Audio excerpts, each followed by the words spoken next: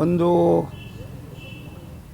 ಆಡಳಿತ ವ್ಯವಸ್ಥೆ ಕುಸಿದಾಗ ಈ ರೀತಿ ಮಾತುಗಳು ಬರ್ತಕ್ಕಂಥದ್ದು ಸಹಜ. ಸಿದ್ದರಾಮಯ್ಯನವರು ಯಾತಕ್ಕೋಸ್ಕರವಾಗಿ ಈ ರೀತಿ ನಡ್ಕೊಳ್ತಾ ಇದ್ದಾರೋ ನನಗೆ ಗೊತ್ತಿಲ್ಲ. ಅವರ ಪಕ್ಷದಲ್ಲೇ ಸಾಕಷ್ಟು ಹೊಗೆ ಆಡಿದೆ ಅನ್ನೋದಕ್ಕಿಂತ ಹೆಚ್ಚಾಗಿ ಬೆಂಕಿನೇ ಹತ್ಕೊಂಡಿದೆ. ಅದನ್ನು ಯಾವ ರೀತಿ ಏನು ಅನ್ನೋದನ್ನು ಮುಂದಿನ ದಿನಗಳಲ್ಲಿ ತಿಳಿಸೋಣ. ಒಂದು ಸತ್ಯ, ಭಾರತ ಸರ್ಕಾರ ಸನ್ಮಾನ್ಯ ನರೇಂದ್ರ ಮೋದಿಯವರು ಈ ದೇಶಕ್ಕೆ, ಈ ದೇಶದ ಸರ್ವಾಂಗೀಣ ಅಭಿವೃದ್ಧಿಗೆ ತಮ್ಮದೇ ಆದಂಥ ಕೊಡುಗೆಯನ್ನು ಕೊಡೋದ್ರ ಮುಖೇನ ತುಮಕೂರು ಜಿಲ್ಲೆಯನ್ನು ಕೂಡ ಸಮಗ್ರ ಅಭಿವೃದ್ಧಿಯತ್ತ ಕೊಂಡೊಯ್ತಕ್ಕಂಥ ಕೆಲಸವನ್ನು ನಾವು ಮಾಡೋಣ.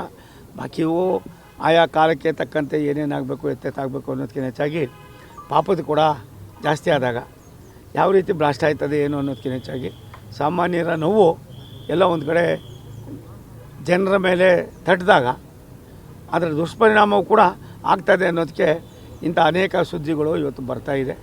ಈ ಸುದ್ದಿಗಳು ಸಮರ್ಪಕವಾಗಿ ಇರೋದಕ್ಕಿಂತ ಹೆಚ್ಚಾಗಿ ಲೋಕಾರೂಢಿಯಲ್ಲಿ ಇಂಥೆಲ್ಲ ಸಮಸ್ಯೆಗಳಿದ್ದರೂ ಕೂಡ ಸರ್ಕಾರ ಯಾವುದೇ ಕಾರಣಕ್ಕೂ ಕೂಡ ಒಂದು ಸಣ್ಣ ಹೆಜ್ಜೆಯನ್ನು ಕೂಡ ಹಿಡಿದಿರ ಎಲ್ಲ ಒಂದು ಕಡೆ ಬೇರೆ ಬೇರೆ ಡೈವರ್ಟ್ಗಳು ಮಾಡಿಕೊಂಡು ಇಶ್ಯೂಸ್ನ ಭಾಷೆ ಇದು ಮಾಡ್ತಕ್ಕಂಥ ಬಂದು ಕೆಲಸವನ್ನು ಮಾಡ್ತಾಯಿದ್ದಾರೆ. ಅದರಿಂದನೇ ಇವೆಂಥ ತೊಂದರೆಗಳನ್ನು ನಾವು ನೋಡ್ತಾ ಇದ್ದೀವಿ.